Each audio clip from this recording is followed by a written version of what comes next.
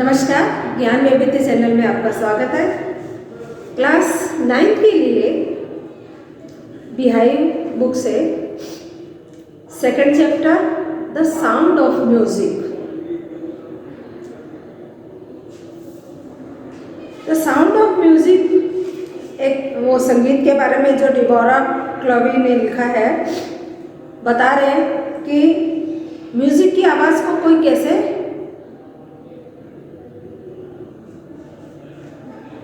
Music की आवाज़ जो सुनाई देती है वो हम लोगों को तो नॉर्मल लोगों को तो अच्छी तरह से सुनाई देती है,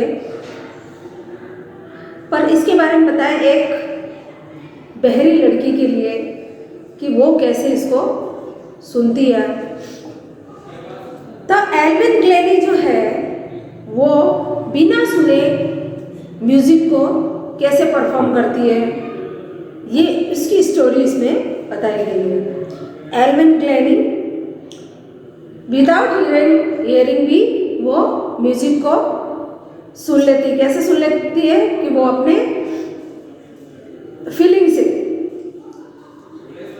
before you read, a good man have taken her hearing but he was given her back something extraordinary. What we hear, she feel far more deeply than any us. That is why she express music so beautifully. बताया इसमें कि भगवान ने शायद उसकी जो सुनने की क्षमता थी, एल्विन ग्लेनी, वो छीन ली थी, लेकिन उसको इसके अलावा कुछ एक्स्ट्रा ऑर्डिनरी दिया था, जिससे जो हम सुन सकते हैं उसको वो फील कर सकती है। एल्विन ग्लेनी इसमें बहरी लड़की बताई गई है और भगवान ने उसकी सुनने की जो शक्ति छीन ली तो उसको एक्स्ट्रा ऑर्डिनरी कुछ दिया। भगवान सभी को कुछ ना कुछ गुण देता है, लेकिन कोई तो उसका सही उपयोग कर लेता है और कोई उससे हार मान लेता है। भगवान एक चीज छीनता तो दूसरी चीज जरूर देता है, ये श्योर है, लेकिन वो हमें जानने की कोशिश करनी चाहिए कि वो क्षमता हमारे में क्या है। तो यहाँ पर बताया गया है कि जो एल्विन ग्लेनी थी, जो सुन नहीं सकती थी, वो महसूस कर सकती थी और उसको इतनी अच्छी तरह से एक्सप्रेस कर सकती, बड़ी सुंदरता के साथ उसको एक्सप्रेस भी कर सकती थी। Read the following account of a person who fought against a physical disability and made her life success story.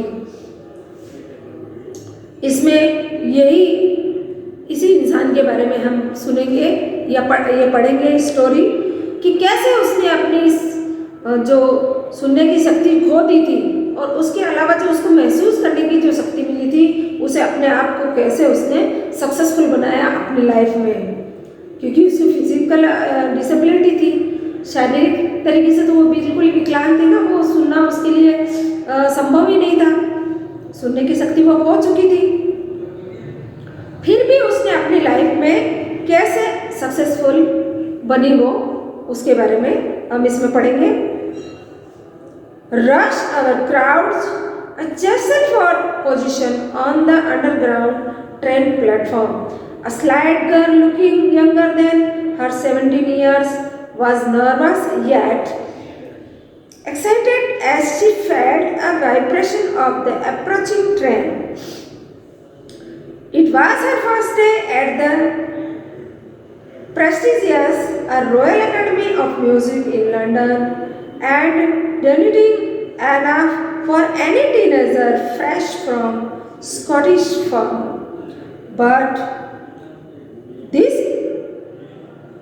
aspiring musician faced a bigger challenge than most. She was profoundly deaf. भीड़ से भरा हुआ platform और उसमें जो train का इंतजार कर रही है, तो उसे एक झटका सा महसूस होता है कि भाई ट्रेन आ गई। कैसे? फीलिंग से, अपनी फीलिंग से। एक 17 वर्ष की लड़की जो उस एकेडमी ऑफ म्यूजिक लंदन में अपना परफॉर्मेंस करने जा रही थी, एक टीनेजर, 17 साल की बच्ची एक टीनेजर ही होती है, और वो कैसे, हालांकि वो स्कॉटिश रहती है, और वो कैसे इंस्पायर होके एक चैलेंज एक्सेप्ट करती है और उसको वहाँ परफॉर्मेंस करने जाती है। शी वॉज प्रोफाउंडली डीफ, और बहरी होने के बावजूद भी वो वहाँ पे परफॉर्म करती है। Evelyn Glennie loss of hearing had been gradually. Her mother remembers noticing something was wrong when 8 years old Elvin was waiting to play the piano. They called her name and she didn't move. I suddenly realized he hadn't heard. अब उसकी आवाज़ कैसे जाती है? क्या वो बचपन से बहरी होती है? वो बचपन से बहरी नहीं होती है। जब वो 8 वर्ष की होती है तो उसकी माँ उसके बारे में बताती है कि जब वो 8 साल की थी तो अपने पियानो बजाने के लिए वो थोड़े इंतज़ार में बैठी थी, तो हमने जब उसको आवाज़ लगाई तो उसने अपना नाम नहीं सुना। तो उस दिन हमें कुछ महसूस हुआ, क्या बात है, वो अपना नाम नहीं सुन रहे, बार बार आवाज़ लगाने पे भी उसने नाम नहीं सुना।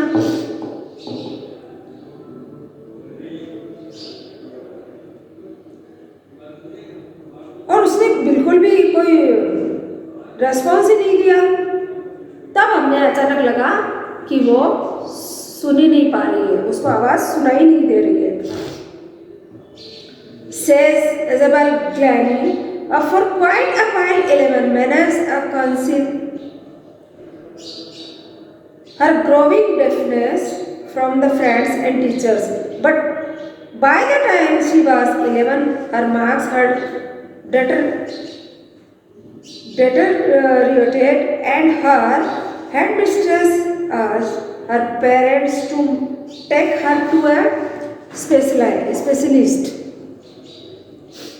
ठीक है, घर वालों को तो पता चल गया कि वो बहरी हो चुकी है, उसको सुनाई नहीं दे रहा है, लेकिन फिर भी उन लोगों ने अपने फ्रेंड से और दूसरे लोगों से उसकी बात को छिपाया। देखो ज़्यादातर है ना, ये हम जब समाज में रहते हैं तो ये अक्सर होता है ऐसा कि है ना, हम जल्दी से अपनी कमियों को किसी के सामने प्रदर्शित नहीं होने देते और उसको छुपाने की कोशिश करते हैं। और छुपाते छुपाते जब वो 11 वर्ष की हो गई तो उसकी जो हेडमिस्ट्रेस थी उसने कहा नहीं, ऐसा कब तक चलेगा, ऐसा कब तक चलेगा, आपको किसी स्पेशलिस्ट के पास जाना चाहिए, उसको चेकअप करवाना चाहिए। It was then that discovered that her hearing was severely impaired as a result of a gradual nerve damage. They were advised that she should be fitted with a hearing aid and sent to the school for a deaf. जब doctor को checkup करवाया गया तो बोले इसका nervous system सब खराब हो गया है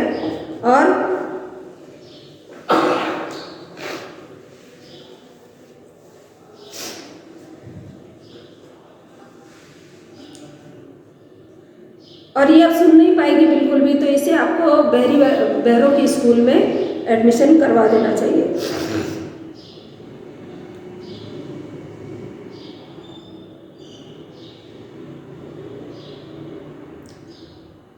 But Alvin was not going to give up. She was determined to lead the normal life and pursue her interest in music.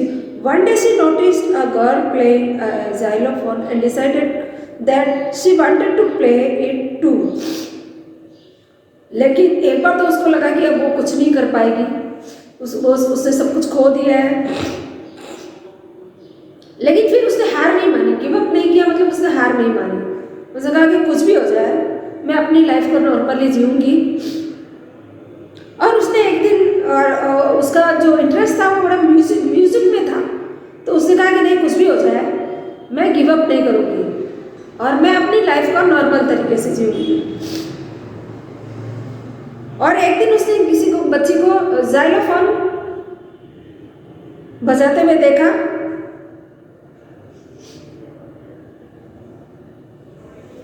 Most of the teachers discouraged her, but the percussionist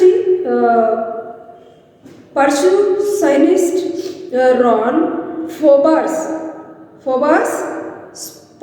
supported her potential.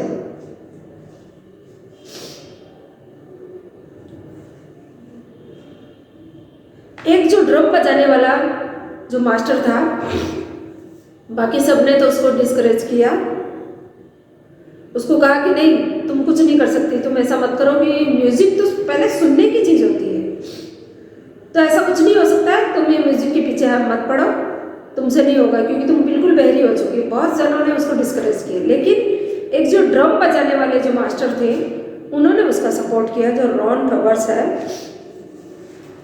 Ron flowers ने क्या किया, उसको support किया और उसमें उत्साह भरा कि नहीं तुम कुछ कर सकती हो। He began to tuning a two large drum to different notes. उन्होंने कैसे शुरुआत की, 2 ड्रम लिए और उसके नोट्स बताए कैसे। देखो वो 2 ड्रम को देते हैं, don't listen through your ears, you would say, try to sense it some other way, says Elvin. Suddenly I realized I could feel the higher drum from the waist up and the lower one from the waist down. तो उन्होंने 2 drum लिए और दोनों drum के note को डाला, तो एक ड्रम था तो वो हाई लेवल पे बज रहा था और एक ड्रम था वो लो लेवल पे बज रहा था।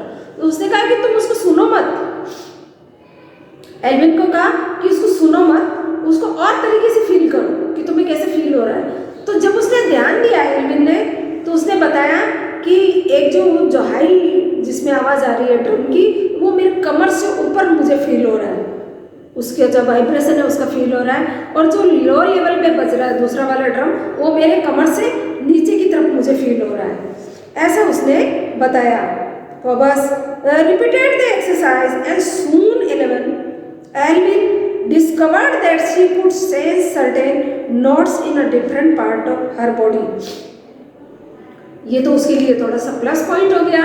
तो वो मास्टर जो ड्रम मास्टर था उसने क्या किया कि वही से उसकी एक्सरसाइज शुरू की और उसको जो जितने भी म्यूजिक के इंस्ट्रूमेंट थे उनको इसका हर पार्ट ऑफ बॉडी से उसको महसूस कराने की कोशिश करता था कि ये तुम कोशिश करो कि तुम्हें कैसे कैसे फील होता है।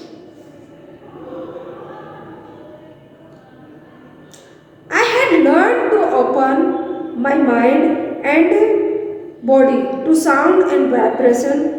The rest was sheer determination and hard work.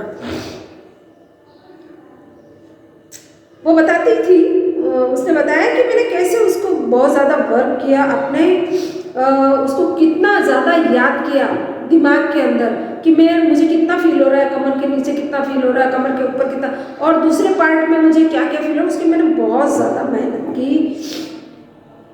और बॉडी में साउंड का वाइब्रेशन फील किया उसने। देखिए कई बार क्या होता है कि नगाड़ा जब बनता है, जब हार्ट बीट पे असर करता है, तो ये सही बात है कि जो साउंड बजता है वो हमारे बॉडी पे ज़रूर इफेक्ट करता है, यदि हम कोशिश करें तो उसको समझने की। तो उसने भी ऐसा किया, तो वो जो वाइब्रेशन थी उसको उसने फील किया। The rest was share determination, और उसने बहुत ज़्यादा हार्ड वर्क किया उसके लिए। She never looked back from that point onwards. She toured the United Kingdom with a youth orchestra, and by the time she was 16, she had decided to make music her life. She auditioned for the Royal Academy of the Music and scored one of the highest marks in the history of the academy. फिर उसने मुड़कर पीछे नहीं देखा और आगे से आगे पॉइंट को बढ़ाते गई अपने, और ऑर्केस्ट्रा में टीम के साथ काम करने लग गई। और जब वो 16 की थी, सिर्फ 17 साल की, उसने ये निश्चय कर लिया कि म्यूजिक को अपनी लाइफ बना लेगी। फिर उसने रॉयल एकेडमी ऑफ म्यूजिक को वहाँ पे उसने ऑडिशन देने का निश्चय किया। She gradually moved from the orchestral work to solo performance. At the end of her 3 years course, she had captured most of the top awards. पहले तो उसने टीम के साथ अपने म्यूजिक के काम को चालू किया और धीरे धीरे उसकी इतनी कैपेसिटी बढ़ गई और उसने इतना अच्छा परफॉर्मेंस किया कि फिर वो अकेले ही करना, सोलो परफॉर्मेंस मतलब वो अकेले ही करने का उसने निश्चय किया। और इतना अच्छा उसने ऑर्केस्ट्रा में इतना अच्छा काम किया कि उसको 3 साल की कड़ी मेहनत के बाद में कई इनाम उसको जितवाए गए, कई इनाम उसको मिले वहाँ पर। And for all this, Alvin won't accept any hint of a heroic achievement. If you work hard and now where you are going, you will get there. And she got right to the top, the world's most sought after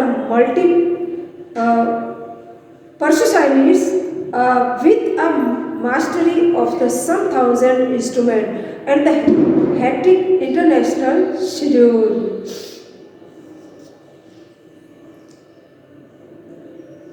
और अपने इस achievement में उसने अपने आप को रोका नहीं और उसने ये कहा कि यदि हम you work hard,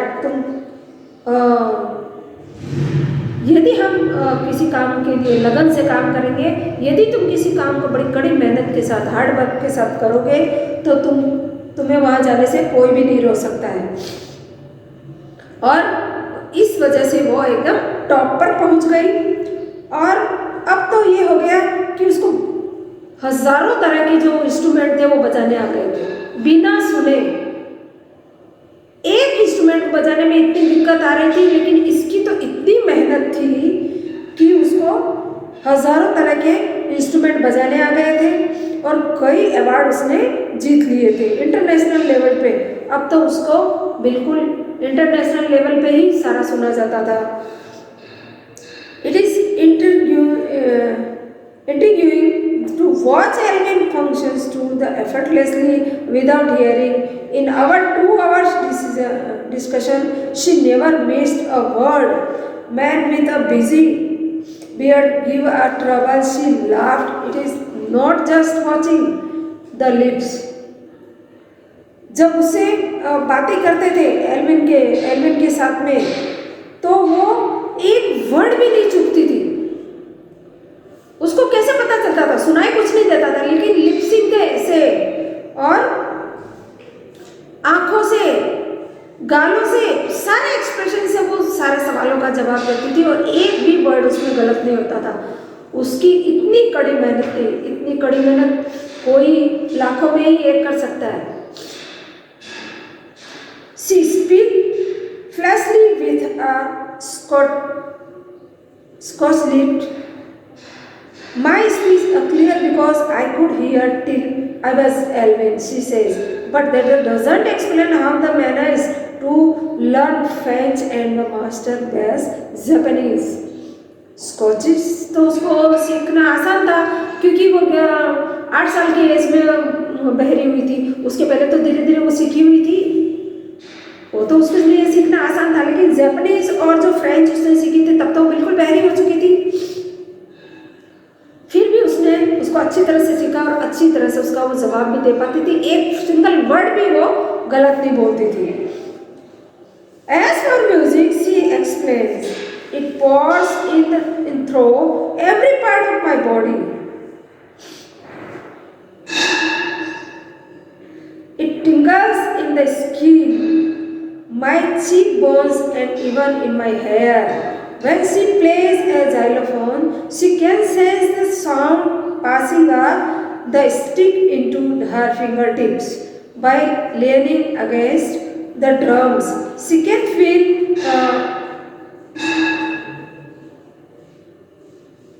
resonances flowing into her body. On the wooden platform, she removes her shoes so that the vibration pass through her bare feet and up her legs. वो कैसे एक्सप्लेन करती थी म्यूजिक को कि वो music को कैसे सुन पा रही है? वो कहती थी म्यूजिक पूरा मेरे शरीर में समाता है, मेरे स्किन में समाता है, स्किन में पास होता है, मेरे चीक बोन्स पे, मेरे गालों में होता है और मेरे बालों में भी लहराता है। मैं संगीत को पूरा अपने आप में समाती हूँ। When she plays, और जब वो जाइलोफोन तो बोल सकती हूँ क्योंकि मैंने ये पढ़ी है, ये स्पीच तो मैं दे सकती हूँ, लेकिन मैंने फ्रेंच या जापानीज तो पढ़ी नहीं थी। लेकिन जब मैं बहरी होने के पहले तो मैं अपनी लैंग्वेज तो जानती हूँ स्कॉटिश, लेकिन बहरी होने के बाद जो ये मैंने फ्रेंच और जापानीज सीखी है। As for music, she explained, it's pour in through every parts of my body.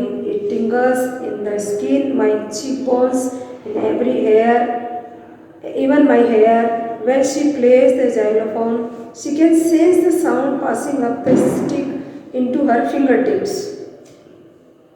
वो एक्सप्लेन करती है म्यूजिक के बारे में, क्या कैसे एक्सप्लेन करती है कि जो म्यूजिक है वो मेरे पूरे शरीर में समाती है, मेरे चीक्स बोन में, मेरे बालों में लहराती है, मेरे स्किन में प्रवाहित होती है। और जब मैं जाइलोफोन बजाती हूँ तो वो मेरे फिंगर टिप्स है, इनके थ्रू भी मुझे महसूस होती है। She can sense sound of the passing of stick of tips by leaning against the drums. She can feel the resonances, the flowing into her body on the wooden platform that removes her shoes, so that the vibration pass through her bare feet and up her legs. और वो क्या करती थी, जब drum को बजाती थी तो पैरों में शूज नहीं पहनती थी, नंगे पैर बैठती थी ताकि वो जो उसका वाइब्रेशन है पैरों की तरफ उसको पूरा फील हो, उसकी बॉडी में आए पूरा।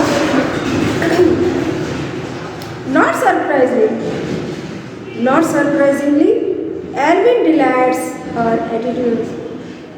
Audience in 1991, she was presented with the Royal Philharmonic Society's a prestigious Socialist of the Year award. इसको अवार्ड मिला था 1991 में। ये उसकी सबसे बड़ी खुशी थी। सेज मास्टर, जो ड्रम मास्टर थे, percussionist James Blades, God may have taken her hearing, but He has given her back something extraordinary. What we hear. तो उसके मास्टर ने कहा कि यदि भगवान हमसे कुछ छीन लेता है तो उसके बदले में हमें कुछ एक्स्ट्रा ऑर्डिनरी देता है, जिसको यदि हम चाहेंगे तो अपनी जिंदगी में सफलतापूर्वक हासिल कर लेंगे।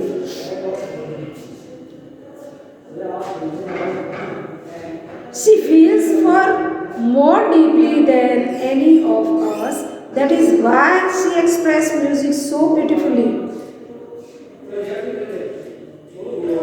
वो सुन नहीं पाती थी लेकिन वो फील कर सकती थी, महसूस कर सकती थी, इसलिए म्यूजिक को इतनी अच्छी तरह से सुंदरतापूर्वक उसको एक्सप्रेस कर सकती थी। Alvin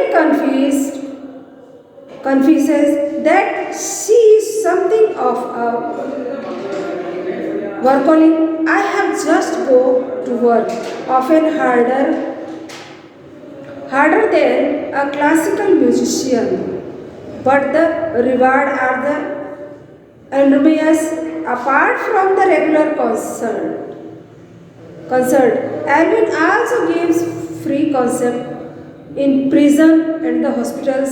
She also gives high priority in classes for young musicians and wrestling of the Between Fund for the Deaf Children. Says she is shining inspiration for the deaf children that see that there is a more where that they cannot go.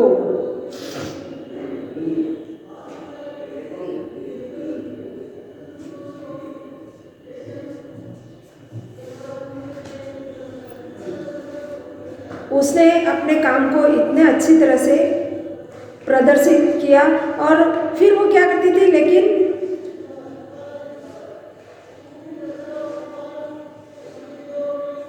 अपने उस कार्य के लिए उसे रुकना नहीं था। उसके बाद वो अपना परफॉर्मेंस तो देती ही थी,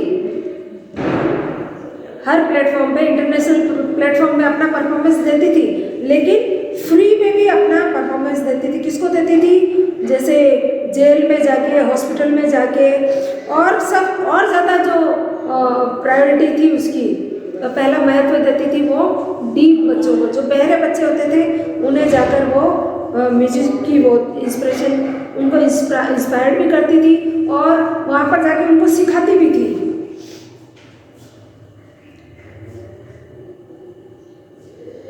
Alvin Glennie has already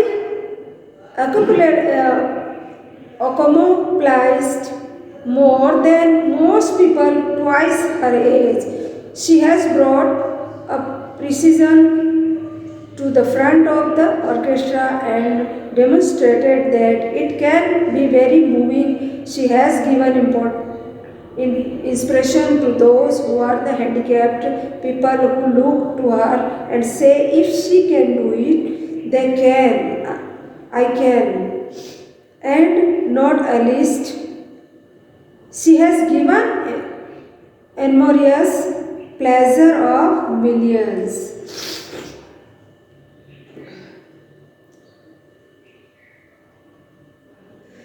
जो उसकी उम्र से डबल उम्र में जो जितना सीख पाते थे, उसने अपनी उम्र में ही सारा कुछ सीख लिया था और पूरा किया था अपने काम को। और वो इस ताल वादन को ऑर्केस्ट्रा के रूप में जो प्रदर्शित किया था, और उसने उन जो हैंडीकैप बच्चे हैं उनको पूरा इंस्पायर्ड किया था, इंस्पिरेशन दिया था कि जब मैं इतना कर सकती हूँ तो तुम लोग क्यों नहीं कर सकते हो। जब मैं इसको कर सकती हूँ, इसको अचीव कर सकती हूँ, तो तुम क्यों नहीं कर सकते हो। और बहुत से लोगों को, मिलियंस ऑफ सारा काम उसने किया था। इस तरह इस स्टोरी में बताया गया है कि एक बहरी लड़की जो एक 17 वर्ष की उम्र में किस तरह अपने आप को एक म्यूजिशियन बना लेती है, बहरी होने के बावजूद भी। और इतनी कड़ी मेहनत, रात और दिन की मेहनत से सिर्फ एक ही लक्ष्य रखा कि मुझे म्यूजिक सीखना है, और वो दुनिया की बेस्ट म्यूजिशियन बन गई। उसने कई अवार्ड जीते और अपने आप को ये बताया कि नहीं, मैं बहरी होने के बावजूद भी म्यूजिक को सीख सकती हूँ। उसने अपने पूरे पार्ट्स ऑफ बॉडी को म्यूजिक का एक हिस्सा बना लिया। सभी को अलग अलग ऐसे महसूस करना सिखाते हैं हर पार्ट को। और हज़ारों तरह के म्यूजिक जो इंस्ट्रूमेंट थे उनको बजाना सीख गई थी। तो उसका कहने का मतलब था कि जब मैं कर सकती हूँ तो बाकी बच्चे, जो जितने भी डीफ बच्चे थे, गूंगे बहरे बच्चे थे, उनको भी उसने सिखाया और उनको भी इंस्पिरेशन दिया कि नहीं, जब मैं कर सकती हूँ तो तुम भी इसे कर सकते हो। तो ये थी एल्विन ग्लेनी की स्टोरी और ये यहीं पे ख़त्म होती है। Thank you.